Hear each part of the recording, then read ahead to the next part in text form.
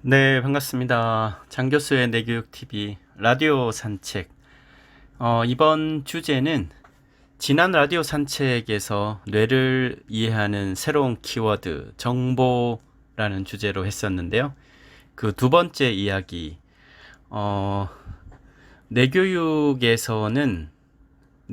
뇌를 활용하는 기술이자 실천 학문이죠. 그래서 뇌에 대한 지적 탐구를 보다는 뇌 활용의 관점을 매우 중요하게 생각한다라고 했습니다. 어, 모두가 뇌를 가지고 있는데 결국은 다 뇌를 잘 쓰려고 하는 거니까요. 이왕이면 올바른 방향으로 쓰면 더 좋은 것이고요. 그래서 20세기의 똑똑한 뇌에서 21세기 좋은 뇌로 로의 전환이다 이런 표현도 쓰는데요. 그렇게 뇌를 잘 쓰려면, 뇌를 잘 활용하려면 뇌를 아주 심플하게 이해하는 게 필요하지 않겠습니까? 뇌과학자처럼 또 의사들처럼 뇌를 그렇게 막 해부학적으로 본다고 또 뇌 모든 기능과 구조를 철저하게 공부를 한다고 뇌를 올바르게 잘 활용하는 건 아니죠. 또 다른 차원의 문제입니다. 네. 왜냐하면 지금도 제가 얘기를 하고 듣고 생각하고 사고하고 판단하고 행동하고 하는 것에 우리가 인지적 정보라고 하는 것보다 그 아랫단에 있는 비인지적, 그러니까 의식보다 무의식의 기제들, 또 이성보다 감정의 기제들이 더 지속적으로 더 큰 영향력을 발휘하기 때문이죠. 즉, 이 얘기는 대뇌 피질을 중심으로 지적 탐구와 지식의 축적을 아무리 하더라도 인간의 사고, 행동, 판단, 의사 결정, 인성이라는 것, 또 여러 가지 내적 기제들하고는 다른 차원의 문제라는 거예요. 그래서 오늘 하나의 예시를 가지고 이 뇌활용에서 정보라고 하는 개념을 조금 더 들어가 보려고 합니다. 주제는 정보의 노예, 정보의 주인입니다. 네, 게임 얘기를 좀 테마로 하려고 하는데요. 이런 얘기 들어보셨습니까? 대한민국의 영토는 작으나 게임 영토는 세계에서 가장 큰 나라이다. 네, 게임을 즐기는 사람들끼리 얘기를 하는 거죠. 그리고 특히 게임을 좋아하는 외국인들, 한국 게임 강국 코리아의 성지순례를 한다. 이런 얘기 들어보셨습니까? 실제로 유럽이나 미국에서나 한국에 오면은 그 디지털 게임 그 e스포츠 게임장 방문도 하고 특히 서울의 강남의 PC방 방문하는 걸 네, 마치 성지순례 하듯이 그렇게 얘기를 하고 너무나 유명한 그 사람들도 많죠. 프로게이머란 직업을 처음 만든 나라 코리아. 근데 이 게임이라는 주제뿐만 아니라 모든 것의 대상인데요. 정말 게임에 진심인 나라 한국에서 프로게이머는 부러움의 대상이죠. 하지만 게임에 중독된 사람들, 특히 청소년, 청년, 프로게이머하고 비슷한 연령대임에도 불구하고 네, 따가운 시선을 받죠. 프로게이머와 게임 중독자. 네, 제가 이 주제로 한번 스튜디오에서도 그 강의를 하기도 했는데요. 라디오로 조금 더 편안하게 얘기를 해보려고 합니다. 게임, 프로게이머의 뇌, 이런 주제 연구가 예전에 한번 있었어요. 그 2010년에 그 한덕현 교수님 병원입니다. 중앙대 병원이었던가 했습니다. 실제 프로게이머와 게임 중독된 뇌를 비교 연구를 했죠. 실제 그 결과를 그때 기억해 보면 프로게이머들의 뇌가 게임 중독된 사람들보다 대상 피질 부위가 컸습니다. 대상 피질이라는 건 뭘까요? 대상회 공부하신 분들 기억하시죠?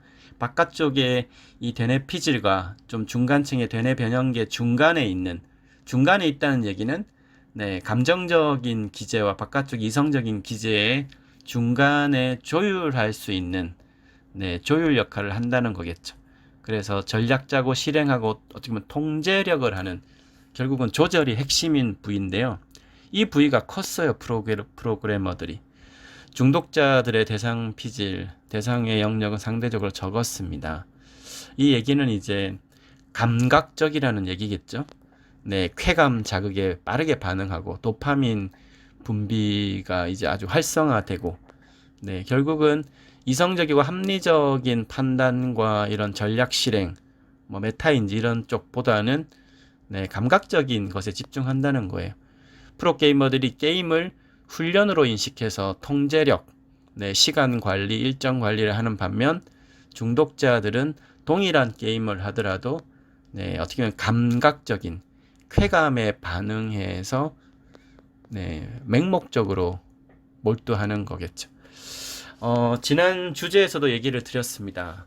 이 시대를 정보화 시대라고 얘기하고 인간의 뇌를 정보 처리 기관으로 정의를 한다고 했을 때 오늘날 현대의 뇌는 수백 배 이상의 정보 입력을 받고 있는 시대다. 인간의 뇌의 기본 프레임은 바뀌지 않았습니다. 그렇지 않습니까? 네, 뭐 사이즈도 조금 커지고 뭐 이렇게 바뀌었지만 기본적인 메인 스트럭처는 바뀌지 않았어요. 하지만 바깥 세상이 바뀌었죠.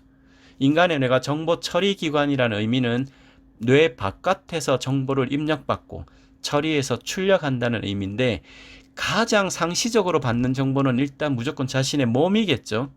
근데 이 몸 자체도 신체 활동성이 줄어들고 정서적 기제는 약해지고 네, 어쨌든 상호작용이 아주 부실해진 거죠.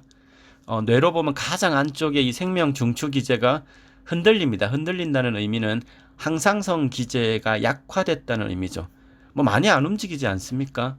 인스턴트 식품에 많이 노출이 되고 기본적으로 동물의 동자가 움직인다는 건데 움직임이 약화되었다는 게 가장 첫 번째고 많이 앉고 많이 눕고 또 바깥쪽은 엄청난 스트레스에 노출되어 있고 그런 상황인데 뇌 바깥에 몸도 그렇게 불균형 상태인데 몸 바깥에 뇌 바깥에서 들어오는 외부의 정보 입력 자체가 수백 배가 커졌다는 거예요. 결국은 정보에 종속될 위험성이 높아졌다 이렇게 표현할 수가 있겠죠. 자, 여기에서 이제 그 복합계와 복잡계에 대한 좀 얘기를 해야 될 것 같은데요. 이렇게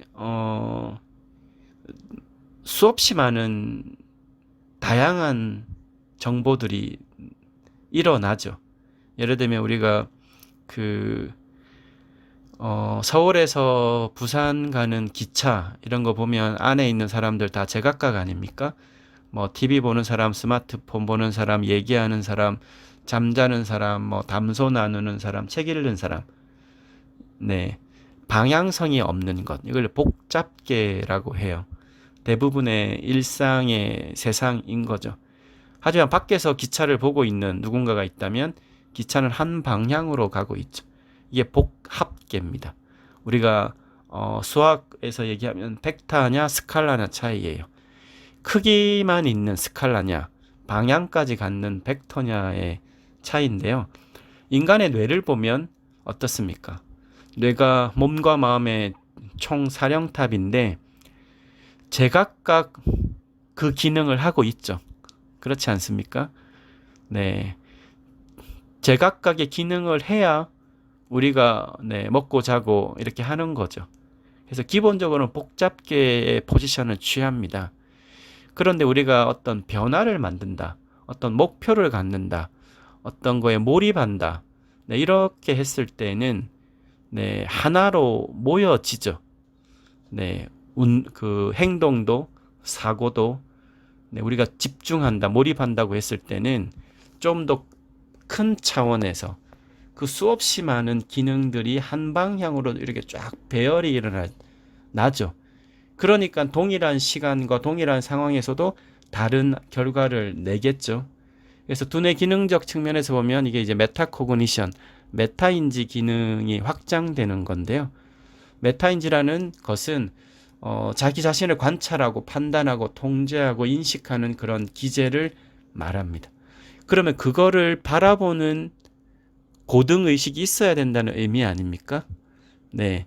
그러니까 결국은 나의 문제라는 거예요. 수없이 많은 정보의 더미에 휩싸일 수밖에 없는 현대사회에서 그 수없이 많은 정보의 입력과 처리를 하고 있는 뇌를 보다 높은 차원에서 고등의식의 차원에서 잘 쓰려면 가장 중요한 건 나를 인식하는 거겠죠. 네. 중독의 본질은 뭘까요? 네, 게임 중독자 이렇게 얘기했을 때 프로게이머와 게임 중독된 사람의 차이가 근본적으로 뭘까요? 그런 얘기는 중독의 본질이 뭐냐라고 물었을 때 정보의 관점에서 얘기하면 주인 자리를 뺏긴 겁니다. 네, 모든 중독은 주인 자리를 뺏긴 거예요. 그 뺏긴 주인 자리에 누가 들어와 있을까요? 네, 어떠한 정보가 자리를 하겠죠. 게임 중독이라면 게임이라는 정보, 그 게임을 할 수밖에 없는 그 상황의 정보. 결국은 프로게이머는 내가 이 게임을 왜 하는지 알겠죠. 이 게임을 어느 정도 훈련을 할지 알겠죠. 근데 게임 중독은 나라고 하는 가치와 인식이 빠져 있으니까 어떤 뭔가의 상황이 되면 어떤 조건이 만들어지면 just do it. 그냥 하는 거죠. 그러면 뇌가 막 작동을 하겠죠. 우리가 마치 그렇게 커피 이렇게 많이 식사하시고 커피 마실 때 뭐 특별한 노력하지 않지 않습니까? 그냥 무의식적으로 가서 커피 한 잔씩 하시죠. 그때 나는 빠져 있죠. 그냥 하는 거잖아요. 그런데 뭐 커피는 뭐 큰 중독의 이 사이드 이펙트가 없다고 하지만 게임 같은 건 다르겠죠. 도박도 뭐 약물도 다 마찬가지입니다.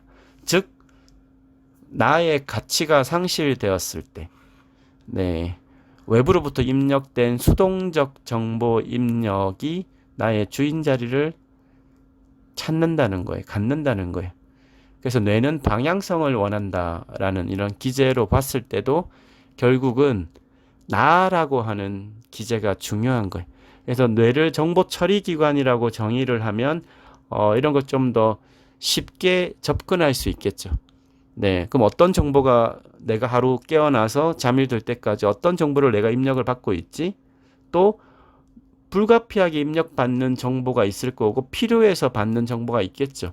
그럼 나는 내가 선택해서 정보를 받고 있는지, 불필요한 정보가 계속 입력되고 있는 걸 방치하고 있는지, 그리고 실제로 이제 정보가 입력되고 나면 그 다음 단계가 처리하는 거 아닙니까? 동일한 정보도 어떻게 처리하고 있는지, 90%의 부정적 상황에서도 단 10%의 긍정을 선택할 수도 있는 거죠. 그게 정보의 처리 과정이죠. 똑같은 상황에서 똑같은 업무를 해도 네, 시키는 걸 하는 것 같은 정보의 처리를 할 수도 있고 누군가가 나에게 시켰지만 결국에 마지막에 의사결정은 선택은 내가 하는 거라고 스스로에게 동기부여를 할 수도 있겠죠. 네, 결국은 정보를 처리하는 거죠. 컵에 물을 반쯤 따르면 반밖에 없다고 생각하는 사람, 그렇게 정보를 처리하는 사람, 반이냐 있구나라고 정보를 처리하는 사람 다르다는 거예요. 그래서 인간의 뇌는 정보의 입력과 처리와 출력으로 변화합니다. 근데 기본적인 정보와 입력의 출력은 뇌는 반복과 몰입이죠. 네, 인간의 뇌는 그래서 반복적 입력과 몰입적 경험을 통해 변화한다. 이렇게 얘기를 하는데요. 대부분이 반복입니다. 대부분이 반복이 되기 때문에 좋은 습관, 나쁜 습관이 만들어지는 거겠죠. 네, 그것이 한 번이 되고 10번이 되고 100번이 되면 네, 우리가 커피를 마시고 뭘 하고 하는 하루 24시간의 나의 라이프 스타일을 들여다보면 수없이 많은 무의식적 습관들로 형성되어 있고 24시간 중에 내가 선택해서 네, 의도적으로 집중하고 몰입하는 그 시간이 네, 의외로 작습니다. 네, 그것도 잘 활용을 해야겠죠. 그래서 결국은 이 나라는 기제가 약해진 채로 정보가 이제 막 밀려들면 그게 또 반복이 일어나겠죠. 그럼 뇌가 없어진 상태에서 반복이 입력되면 집착 모드가 형성됩니다. 집착이 강화되면 또 반복이 일어나면 중독의 모드가 되겠죠. 내가 있으면 프로게이머처럼 내가 게임을 하는 거죠. 그냥 게임을 하는 게 아니지 훈련하는 겁니다. 무엇을 위해서 하는 거죠. 그러면 정보가 반복이 입력되면 집중 모드가 형성되고요. 집중이 또 반복적으로 입력되면 몰입 모드가 생겨나겠죠. 그런 식의 훈련이 되면 그렇게 뇌 신경망이 세팅이 되겠죠. 없어질 건 없어지고 새롭게 연결될 건 연결되고 해서 거기에 적합한 신경망의 강화가 일어납니다. 그래서 사람의 인생이란 건 뭐 커넥텀이야, 신경망이야 이렇게 표현도 하곤 해요. 네, 모든 정보는 신경망에 축적되고 변화를 일으킵니다. 결국 뇌교육이라고 하는 차원에서 보면 한 인간의 가치란 건 그 사람의 뇌 속에 담긴 정보의 질과 양에 달려 있다 이렇게 표현을 하죠. 그 사람의 사고와 행동을 좌우하는 열쇠도 정보라는 거예요. 그 사람의 뇌 속에 어떤 형태의 정보가 어떤 강도로 어떤 양과 질로 들어 안착되어 있어서 어떤 상황이 됐을 때 그러한 정보를 끄집어내거나 아니면 새로운 정보가 들어왔을 때 그거를 기반으로 활용하는, 네, 우리가 뇌교육 헌장에 보면 나의 뇌는 정보와 지식을 선택하는 주체임을 선언합니다. 네, 한 기억나시나요? 네, 그래서 관리를 좀 더 쉽게 할 수 있지 않겠습니까? 나는 어떤 정보를 입력받고 있는지, 네, 나의 누군가 옆에 누군가가 있는지, 내 옆에 항상 있는 사람은 어떤 정보를 주고 있는지, 나는 어떤 정보를 주고 있는지, 그 사람에게 긍정적인 정보를 주는지, 누군가는 나에게 항상 부정적인 정보를 주는지. 네, 그래서 뇌교육은 정보 처리 기술이다 이렇게 표현도 합니다. 정보 처리 기술의 관점에서 뇌교육을 정의하자면 뇌를 움직이는 핵심 기제를 정보로 개념화하고 기본적인 신체와 뇌와의 상호관계 속에서 신체적인 균형, 통합, 결국은 신체적 자신감을 일으키고 세팅하고 또 감정이라는 거, 이모션, 감정이라는 기제에 종속되지 않고 감정이라는 기제를 조절할 수 있게 하고, 그리고 궁극적으로 의식이라고 하는 이 의식의 확장성을, 유연함을, 의식의 통합성을 이끌어내는 체험적 훈련입니다. 이를 바탕으로 뇌를 긍정적인 방향으로 변화시키는 것이죠. 그래서 뇌교육은 정보 처리 기술이다. 오늘 장교수의 뇌교육 TV의 라디오 산책, 정보라는 키워드로 두 번째 이야기 가져왔습니다. 더위가 아주 심한데요. 하루 24시간 자신의 뇌를 잘 관리해 가시길 바랍니다. 감사합니다.